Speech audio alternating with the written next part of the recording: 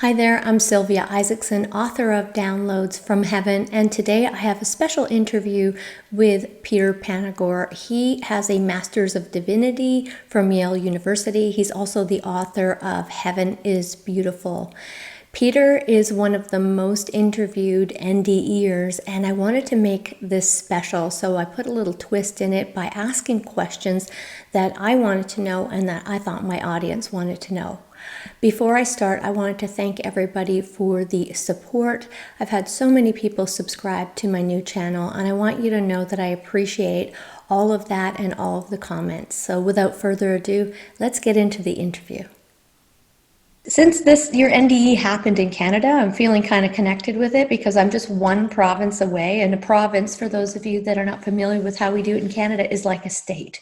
So I'm one state away. And we do have some beautiful mountains here in British Columbia where I am. But you were in Alberta. Was it Banff, Alberta, that you were I, climbing on that I mountain? was, but I was also at Mount Assiniboine in British Columbia. Wow. So that's where I spent the week before. So yes, I've been in your wonderful and beautiful province. Thank you. Um, but yeah, I was in Banff Provincial Park when I died. So, one of the things I thought about is that a mountain is representative of a lot, whether it's in the Bible, whether it's in other religions. And a mountain, faith can move mountains. And I've really been thinking about you, the experience on the mountain. And from a symbolic standpoint, you physically were on a beautiful mountain doing an activity that you loved. And unfortunately, as you stated, you made a mistake. And you died for that mistake.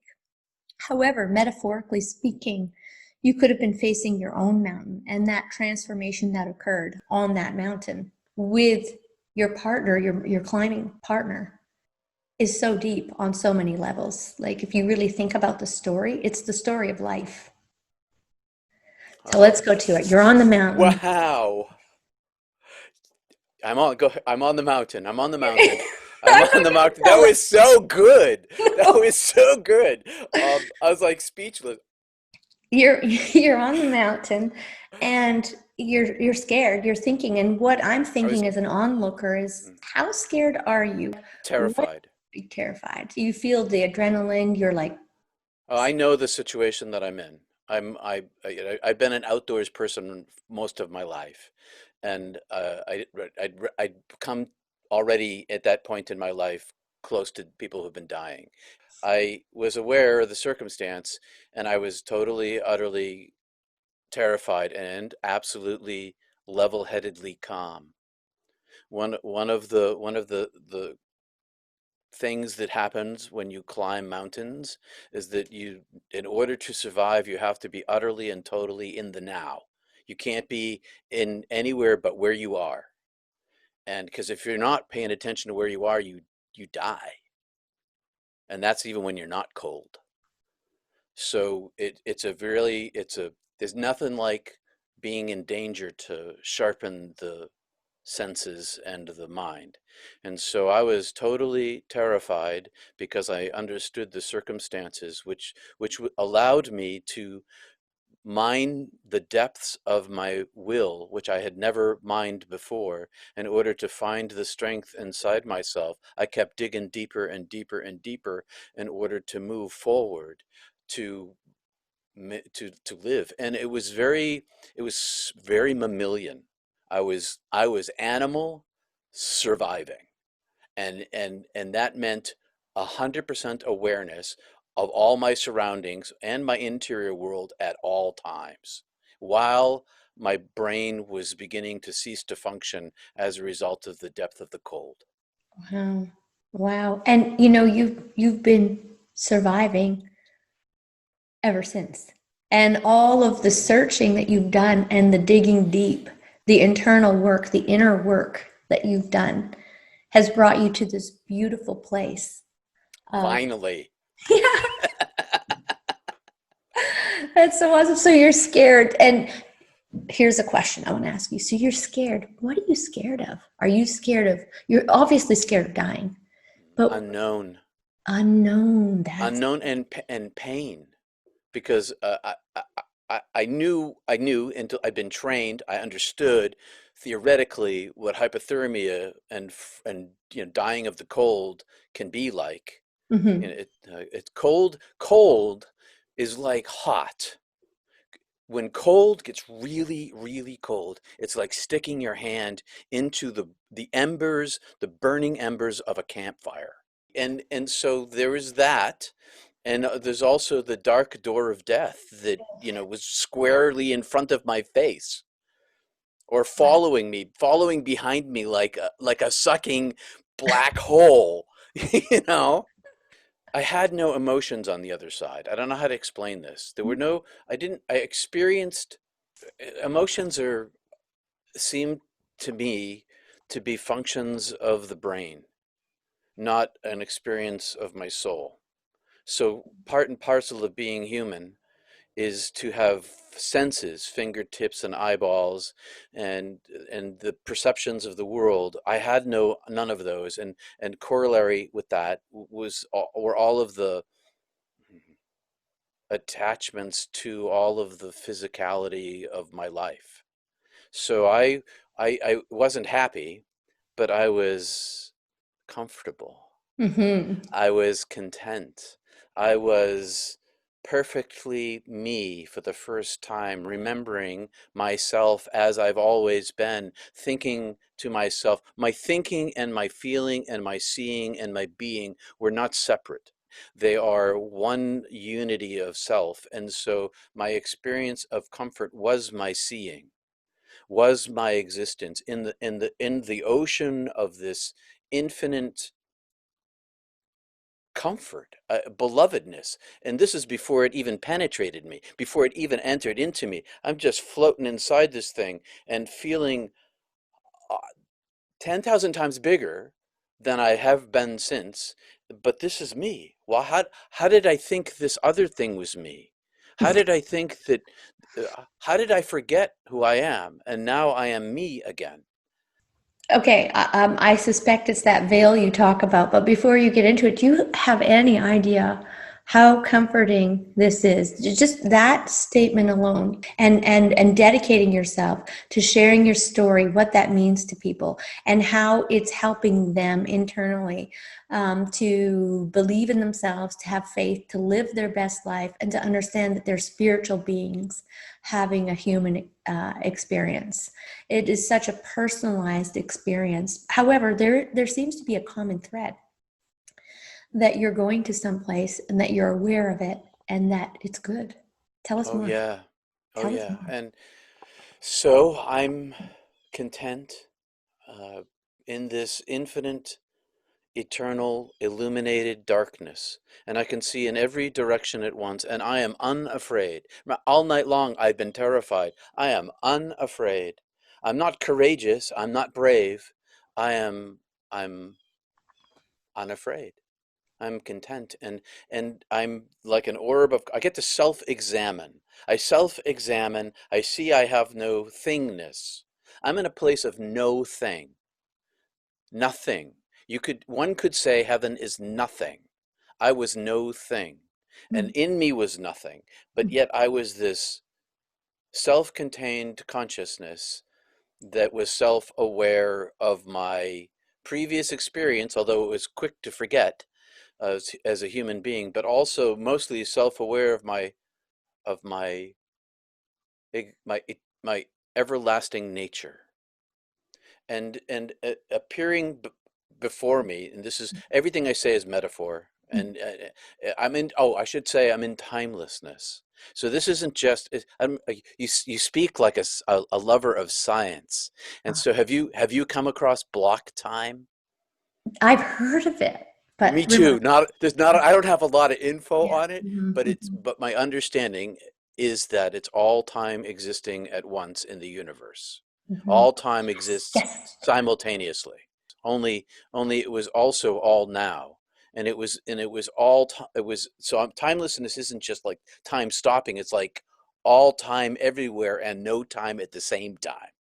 Absolutely, I get it. And basically, it's examining slices of reality and existence. So when we dive deep and have a lifetime, we're doing a deep dive in a slice of Exactly.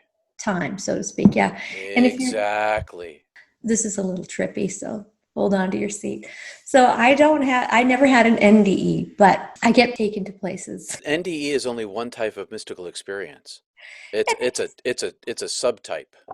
And they show me, okay, so this system has two stars and this is what's happening. And I see mountains and I see planets. They're like Earth, but not always like Earth. And they teach me concepts. Like when they taught me the shape of the universe, that was the most mind blowing and kind of freaked me out. And then they explained how our universe is just one of many. So you know how there are many galaxies? And I was thinking to myself, whenever someone says, oh, do you imagine that there's life beyond Earth? Oh, can you imagine if there wasn't? Is the question, the true question. Right. How selfish is that?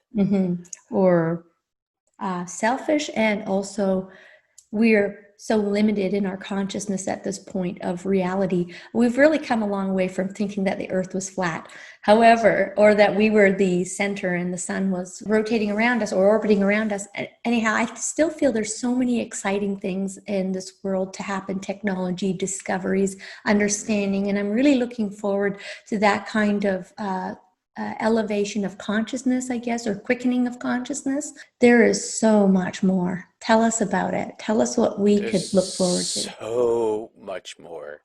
There's so much more. And a period before me, I had no front, okay, but this door opened and up like a portal, like a ripping, like an opening, and I could see another. I came up a tunnel. Okay, I came up a tunnel. An angel carried me up this tunnel, which is also metaphoric because it was intelligence itself. Intelligence and comfort and love carried me into this place, and this portal opened in front of me, where I had been deposited by this intelligence, and it was covered over with a flowing shimmer of transparency and translucence, Mm-hmm. and also some solidity, and it was all these at once, and I could see through it, and I could see its substance, and I could see that I wanted to touch it. So I reached with myself and I placed myself against it, and it flowed into me as all life, like with a capital A, and life with a capital L, all like creator, capital C, love, capital L. All these, it flowed into me, the living energy that creates all energy, that creates all life, and it infilled me. And then simultaneously, all these things happened at once. And I Mm-hmm. create a sequence to talk about it, but the sequence is made up Mm-hmm. because it's like so I went, I heard my name called, and only Mm. wasn't Peter. Yeah. It was the name of that called my soul into being, not Peter Panagore into being, but created my soulness. And it was a sound. It wasn't a word. It was it was the essence of my being, and I was shown the moment of my creation. I was shown the long trail of my everlasting soul, and I could see the surface area of myself where I was, of this orb of consciousness, all at the same time. And the origin of myself was like a photon, like a singular photon that was that's wave and particle, and also superpositioned because it came from, to continue with the stars, it came from as if all the stars and all the universe were put into one spot but not crushed into a black hole. Yet. But right. Well, I'm changing the meta. I'm mixing my metaphors.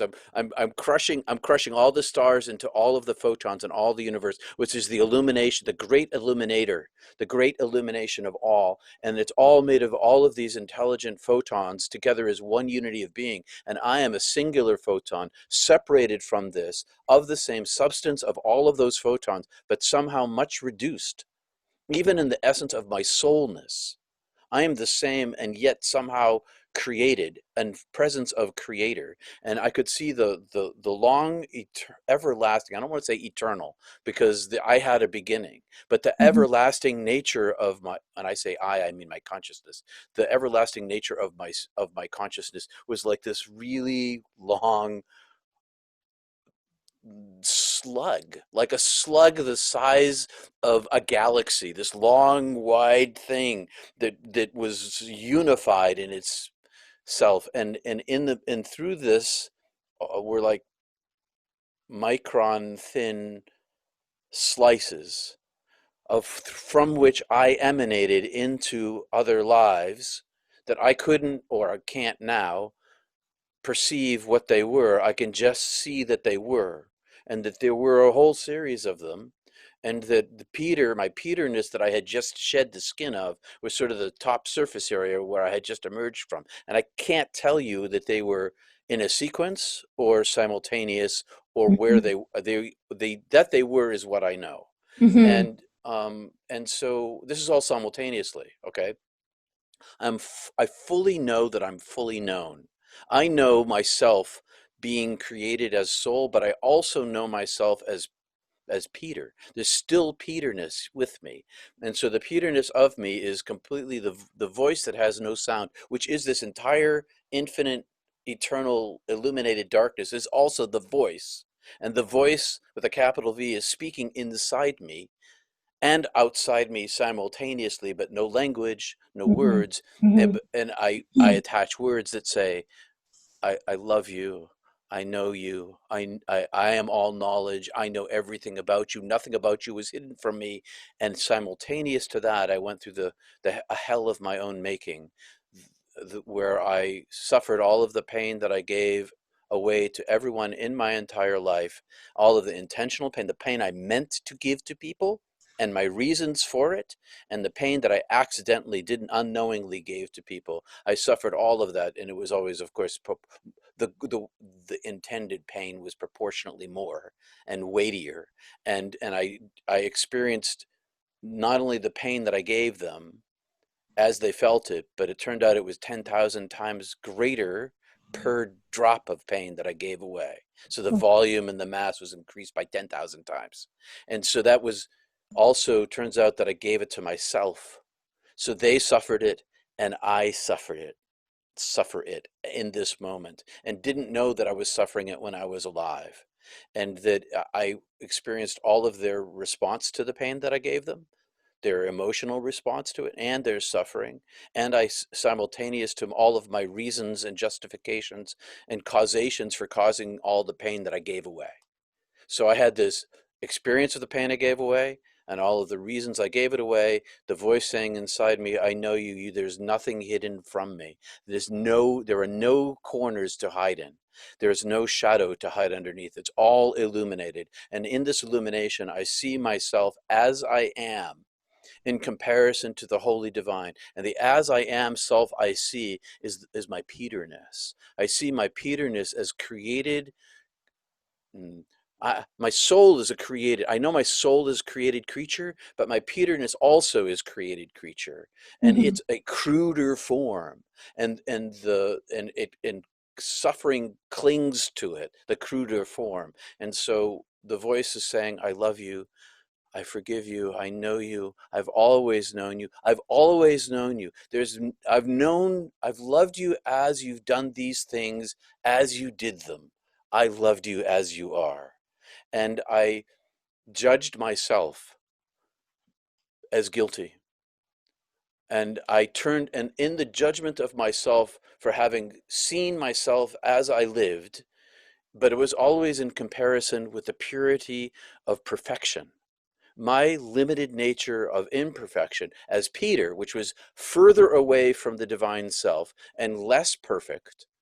My soul is far, is has imperfection in that it is of the light of light, but also separate.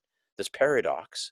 So my Peterness was, well, I was guilty. So let's just say my name is Mary, and Mary has two children. And Mary has an attached life, and Mary does a certain something for work. And she is deep in and attached to that role. And she's wondering, I want to believe that there's something after, but where do I live there? How can I take care of my children there? What is going to happen there? And Mary's sitting there going, oh, I hope I don't die because I don't want to let go of my identity. And I think that is what That's the people. question. That is the question. That was my rebellion when I came back. I am a contrarian of spirituality because the last thing I wanted to do is give up myself. The last thing was said to me before I came back. I asked to come back, and the voice said to me, I said, "Can I live my life?" And the voice said, "You won't live your life." So that's a huge thing. The Mm. um, the the first thing I have to say is I was just like Mary before I died. I was utterly attached to the world and blind to the presence of the Holy's existence here in this world, and let alone this inconceivable place of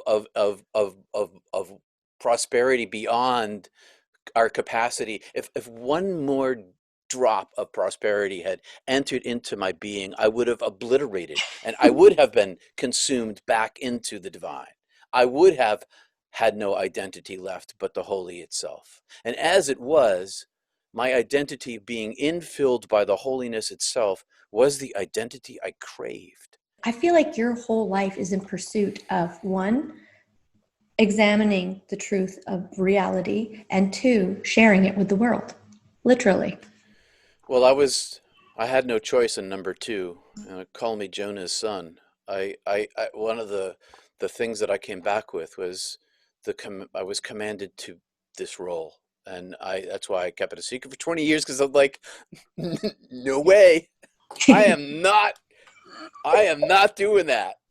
And Oh so, my God, I so get it. I just, when I'm telling you about how I went to a different planet, I'm like, no, do not tell people. Go do ahead. not say a word because you know what? Not only did I have no words to speak about the ineffable, oh, that's it. I had no words to I had no words to speak about the ineffable, and I was given the command to speak about it. How do you talk about it? How do you talk about the thing for which there is no words? There are no words. How do you do that? I find that hard to believe because you have so many good words. I believe what you're saying, but you have so many good words. Well, that's because I've spent my life in pursuit of this, and so I'm a bit of an anomaly. I know. I'm sort of a hybrid. I had thought about going into the monastery because inside the monastery is where contemplatives live. Mystical contemplatives have long lived inside monasteries all over the world. And so that was a natural fit for me, and I examined it pretty closely. But, then there's, you know, fun and Mhm. life and relationships and sex and all these things. And That should be in existence as a human being. That's part of. yeah, I know something about you, I think. what's that? Actually, I do know it. And you can opt to keep it into the interview or not. But through listening to you speak, I know that there's a pain and a disconnect that you feel like, yes, I know all this, and yes, it does feel good, and yes, this is right, and yes, it is true, but I'm a little alone. And Yeah, yeah, yeah. So, yeah, I'm sorry. utterly, no, it's the curse I came back with. Everybody thinks that this is a blessing. It's a blessing and a curse. And the curse part of it is, in my experience, is that I, I abandoned my beloved. I abandoned my beloved to come back to the world of crude matter, and I immediately regretted it, and I could not fix it.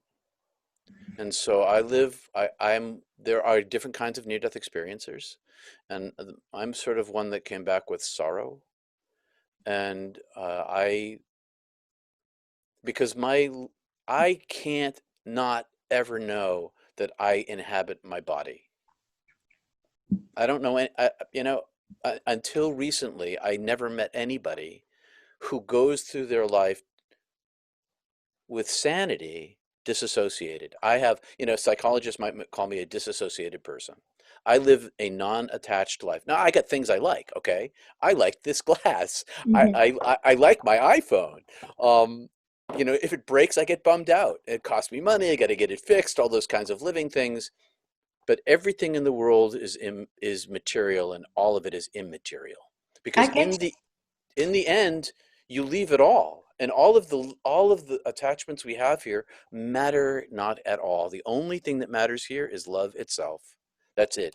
It's super simple. Let's explain that. Let's explain that for the listeners. So you have all this stuff. Perhaps you have land, perhaps you have cars, perhaps you have homes, perhaps you have jewelry, perhaps you have loved ones, perhaps you have relationships, you have children, all those things that you think you possess. And as your soul leaves this earth, as you've experienced, you're gone to another dimension and you can't hold on to anything because you don't even have those kinds of hands to hold on to, but everything is yours. Everything is yours, and yet you can't hold on to anything.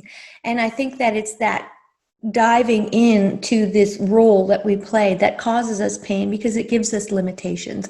Because, like, as you said, you had two college sweethearts, or you like two girls, if I remember correctly, and you had to choose one. Well, what if you could love them all? What if you could, Right. what if you could have every, and that's what it is on the other side, is so much more and loving. And now let's take it back down to earth. Do you think that this is, and I'm not suggesting this or implanting it. I'm asking for real here. I'm not trying to ask you so you answer what I think. Do you think it's a punishment? Do you think it's entertainment? Do you think it's a place where all people with obsessive, compulsive, possessive types of inclinations come? Do you think that this is a healing place on earth? What do you suspect with your, of course, with your abilities to think and your expansive abilities to think, why on earth are we here? Oh, that is the one thing that I don't understand. That is the one thing. I don't understand the purpose of being beyond love loves to love love. And when we love each other, it's the love above loving through us to the other being loved by us, who is love itself. And it seems like this sort of cyclical thing to me, that just the light likes to see itself, the love loves to love itself. And the crudeness of our experience is so feels such like punishment here, because life is hard. Life hurts. Everything consumes everything else. The cells in your body gets consumed by time. And life itself is consumed by time. And so on the other side, that doesn't exist. All of the good clingy things that we have here, all of the beauty of all of the earth, all of the beauty of all of the love, the best of the love you've ever experienced in your life, of everybody, all piled into one person, all the beauty of earth, all put into one spot, is minuscule, is minor. It's in the negative numbers compared to the number just below infinity. And to give a little crazy framework there, it's so otherness there. And that otherness that's there is actually also here. It's also here, present all the times. It's what makes this world exist. And we have we can't get rid of the suffering here, but we can enter inside the love with each other and the love inside ourselves and live life through that. During your your past life review, you experienced the pain that you put out there or inflicted consciously or unconsciously. And that pain that you had, how do you think that would influence people today if they knew and understood that they're going to have a life review and that they're going to have to stand in front of the creator, and how they will feel about that? How do you think it would influence people's lives if they understood this today? Well, that's been the case of my own life from the moment that I came back, so that I have spent my entire time in relationship with others with that in the forefront of my heart and mind. Mm-hmm. And I can't claim that anyone else will go through what I went through. Mm-hmm. My experience may be purely subjective for me. My I don't know. All I know Mm-hmm. is that I think living my life according to love is the cleanest way through to cause as least amount of harm as I can through my life, knowing that causing harm is not only what humans do by nature, but the whole universe is structured to consume itself. Always consume. Something is always consuming something else. And pain is sort of the consumption of another person. In that moment, you sort of consume some of their, um, no, you consume them, you eat them a little bit. But the weird thing is that I really did do that. I really swallowed all the pain that I gave away, and it was multiplied by 10,000. And so I think that if people want to live a life of action in compassion, to open one's heart to see the light as much as one as possible, gives the strength to see the other person as the holy, which creates the milieu for treating everyone as kindly as possible, even our enemies, even those who hurt us, so that we carry less karma home. Yes, that was amazing. We come to this earth with our being, and one fragment of our being, one ray of the whole sun, and then we get all destructo, meaning that we tear down all the trees, we pollute the water, we start dominating and doing all these things. So one of the questions I have in my consciousness when I hear someone like you speak is, I wonder if he knows why human beings decide that this is living your best life. Well, I wonder if human beings have always been this way since we were before Homo sapiens came about. And as we rose up through the animal kingdom, as we evolved over millions of years, we were a species that was in competition with other species who were trying to kill us and eat us. And so we banded together with our mental capacity into tribes and ability to communicate, and we found ourselves in the position of dominance. Mm-hmm. And so, the lion is dominant, sometimes the alligator is dominant, but we have this special skill set of dominance where we get to control our environment. And Mm-hmm. so we, for the benefit of ourselves and our own tribes against the other species, and ultimately against ourselves, try to own what we can and consume what we can. There's the word again, consumption. And the the idea also is rooted in the first two chapters of Genesis, which creates the cultural context that began 4,000 years ago, when we began to see ourselves in the way that I just described and decided that it was holy to be made this way and chose to dominate the globe, multiply, and dominate. Mm-hmm. Nature was given to us, and we forgot that we are nature. We Mm-hmm. are nature, and there is a cure for this. Mm-hmm. Mm-hmm. Let's talk about the cure for a sec, because if we talk about the problem, we don't talk about the cure. I feel like we're depriving people of knowing how we can, as a humanity, collectively live our best life. So the way out of here is in. It's an involution, not an evolution of humanity. We're not evolving into a better species. Maybe we are, maybe we aren't scientifically in our DNA, but we can currently involution by involving ourselves in our inner life and pursuing the core of our being to access the holy divine. That's like the one thing to do is to seek the holy inside yourself in order to then live inside it, not judge what it is, not conceive what it is, just try to be with it. And in being with it, when the ego is eliminated, it gets more space inside yourself. Meditation life, the pursuit inside, creates a larger container inside yourself for the presence of the holy. So that's on the inside. That's learning to love the one above as you love yourself. But there's the other, the human being, and there's the other human being, and it's they're the same as you.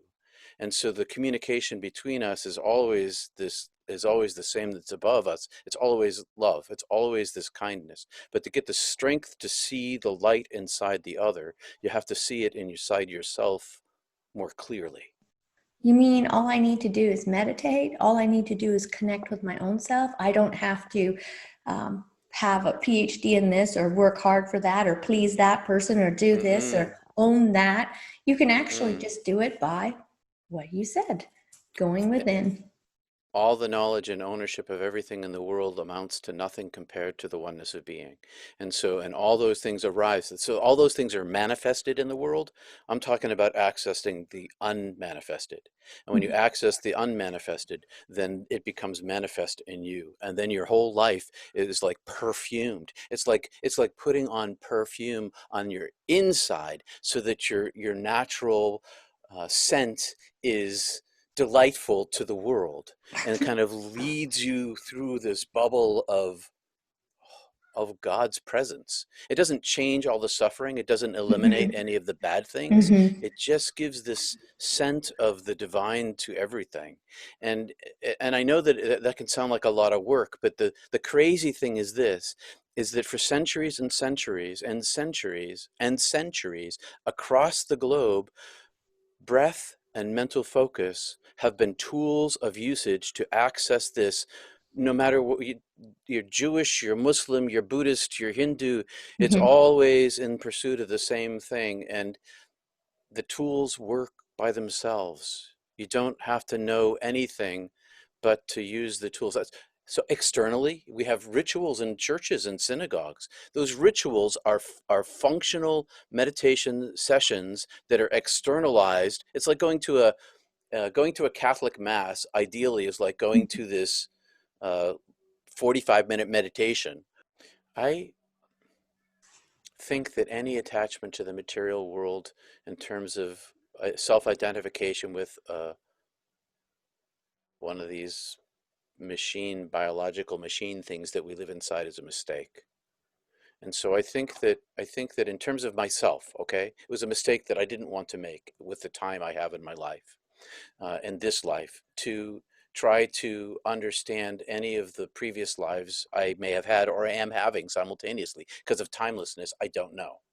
Uh, uh, but but but so the pursuit then becomes not so much what I was in another limited false self, but the pursuit of the divine itself is the key to escape It's not in who I was in a past lifetime or who will be, but who I am. And you right explained it in now. detail. And that nowness, okay, so that nowness is all these things. It's the access to your true self. It's the access to the holy divine, and it's the beginning of the perception of that you live inside the duality. And you can still do all the things you mentioned before. You can make, I know people I know a guy, okay, this guy, he's a near-death experiencer. Hmm. And I'm gonna have a sip of water too. Me too. He's a near-death experiencer. He's super handsome, okay? He's super athletic. He's very intelligent. And unlike me, he comes from an extraordinarily wealthy family with a major New England company.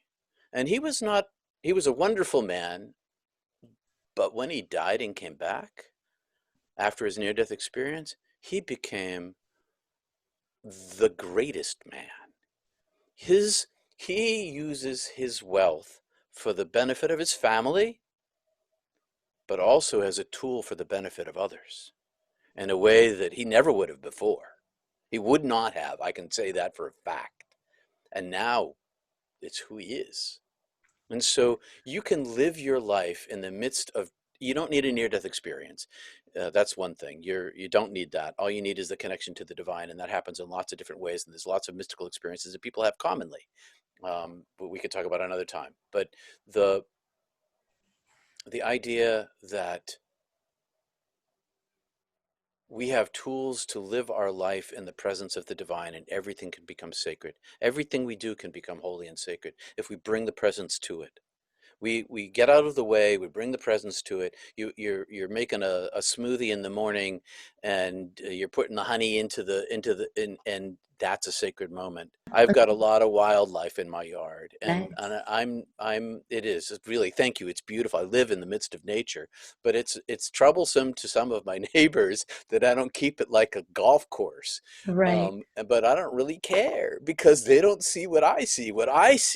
Yeah. What they see is unmown field. What I see are 5 kinds of bees, 10 kinds of butterflies, minks and moose and fish and ospreys and all these things come into my yard. And I have friends that are little birds and chipmunks who are my buddies. And so Me too. Oh my gosh, we hit our gold mine commonality. You know, I've got this crazy notion and I'm going to share it with you. I think trees are complete beings. I mean, I feel that they live longer than us, way longer, double at least. They don't have to move anywhere to get their nutrients because they dig down. They have their family directly around them. They give the best oxygen ever. They take in the bad stuff. I mean, these are, in my opinion, evolved beings, and they stand tall. They're true. They are what they are. And here's us little crazy beings going around doing all kinds of things. You know, I feel like we're closer to ants than trees. I feel like trees are sacred. I feel that animals are sacred. I feel a lot of people say, well, they're not as intelligent as us. And I beg to differ. oh, I don't I know beg about to that. differ. I think they know what's reality, and they do what they should be doing as who they are. Now, that's not to say that I'm not going to go deep and say I feel like with the level of intelligence that we have, or the level of creativity, that with people like you and other people sharing near death experiences, that there's a lot of room to step it up. And I think the first place we could start is by treating the earth and all of its inhabitants with respect. Yes, well, we are nature. Yeah. We are not above nature or separate from nature. We are made of the same stuff as the chimpanzee and the squirrel. That's we are that. This is us, and we've only been on this planet as this species, Homo sapiens, what, 300,000 years? Is that, Yeah. Uh, not? I haven't counted, but I think I don't know what Say, the well, number is. I'll even go a million years. Yeah, You I don't know, know. There's different doesn't people say different things, but long time. a long time, but we're new. Yeah, We're new, and we could be temporary. And so when you look at geologic time, human beings are, not a whole heck of a lot. So I think that since we are the dominant species on the planet, we've now filled every corner, and we're now consuming all the resources, and we have, viruses attacking us. Um, we have an opportunity for the first time in the history of the world, because of medical science and near-death experience driving spirituality on a global scale, to re-examine our belief systems that create our reality. We are what we think. And our belief systems, the stories we tell ourselves about who we are, become the reality we live. And I'm not talking about like psychological, I'm not talking like magical manifestation. I'm talking about literally what we think about ourselves is what we become. And so when we think of ourselves as the dominant species based in the book of Genesis, that everything was given to us according to God, and we've subdued the earth, well, we've made quite the mess of it, and now the earth is subduing us as because we've subdued it. And so mhm. nature, as nature pushes back against nature, we've put ourselves in a precarious position. But it's not too late, because we have super intelligence and technologies on our side, and we're very creative, and if we can learn to be loving to each other, we can all share this planet together. And also, we are all made of the same substance of light. And if Oh we can God, begin to see that inside each other, then we have an opportunity to survive. thank you, Peter. Thanks To for you, coming Sylvia. today. I hope to interview you again because you're so much fun. Vice versa. Thank you. I love to be interviewed again, and you're fun and super smart, and so that and knowledgeable, and that makes conversation.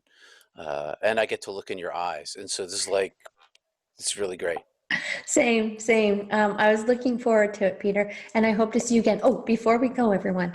So, Peter Panagore is going to be speaking at the third annual online NDE conference. He's speaking at IONS as well, and you can get his new book. Actually, you have a few books. I'm familiar with Heaven is Beautiful. Are there other books that we should read? And oh my gosh, I didn't tell you this. This is incredible. You can actually get counseling one-on-one with Peter. This is so beneficial for someone to connect with you. You just have to go to your website. I believe it's peterpanagore.love. And you can actually book with him and have this kind of a conversation, ask the questions, the burning deep questions that you've had.